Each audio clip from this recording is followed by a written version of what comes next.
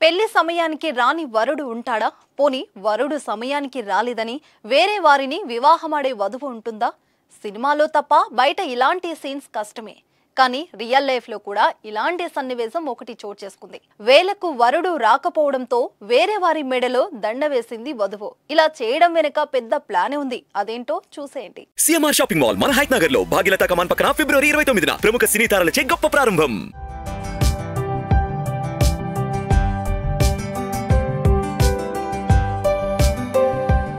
యూపీలోని ఝాన్సీ సమీప బౌరామాకు చెందిన ఖుషీకి మధ్యప్రదేశ్లోని ఛతర్పూర్కు చెందిన వృష్ భానుతో పెళ్లి నిశ్చయమైంది.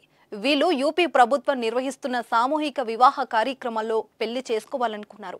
అందుకోసం పేరు నమోదు చేసుకున్నారు. వీరిద్దరి పేరుతో 36 నెంబర్ రిజిస్ట్రేషన్ నమోదైంది. ఝాన్సీలోని ప్రభుత్వ పాలిటెక్నిక్ కళాశాలల వేదికగా ఈ సామూహిక వివాహాలకు ఏర్పాటు చేశారు. అయితే ముహూర్తం సమయానికి వధువు పక్కన వరుడు భాను కాకుండా వేరే వ్యక్తి కనిపించాడు. దీంతో అధికారులు ఆ విషయాన్ని పసిగట్టి ఆరా తీయగా అసలు ట్విస్ట్ బయటపడింది. వరుడు సమయానికి రాకపోవడంతో తన బావతో ఉత్తుత్తి పెళ్లి చేసుకున్నట్లు గుర్తించారు. వధువు అలా చేయడానికి కారణం ముఖ్యమంత్రి సామూహిక వివాహ పథకం కింద కొత్త జంటలకు యూపీ ప్రభుత్వం అందించే ఆర్థిక సాయమే. 51,000 కోసం ఆమె అలా చేసింది. పెళ్లి కుమారుడు సమయానికి రాలేదని పెద్దల సలహాతో తాను కూర్చున్నట్లు నకిలీ వరుడు బయటపెట్టాడు. తనకు ఇదివరకే పెళ్లి అయిందని, ఖుషికి వరసకు బావ అవుతానని చెప్పడంతో అధికారులు షాక్ అయ్యారు. అయితే ఈ వ్యవహారంలో ప్రభుత్వ అధికారుల పాత్ర కూడా ఉందని ఆరోపణలున్నాయి.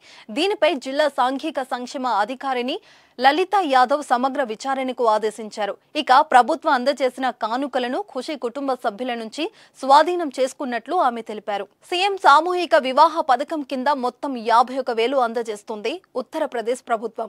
ఇందులో 35,000 నేరుగా వధువు బ్యాంకుల్లో ఖాతాలో జమ చేస్తారు.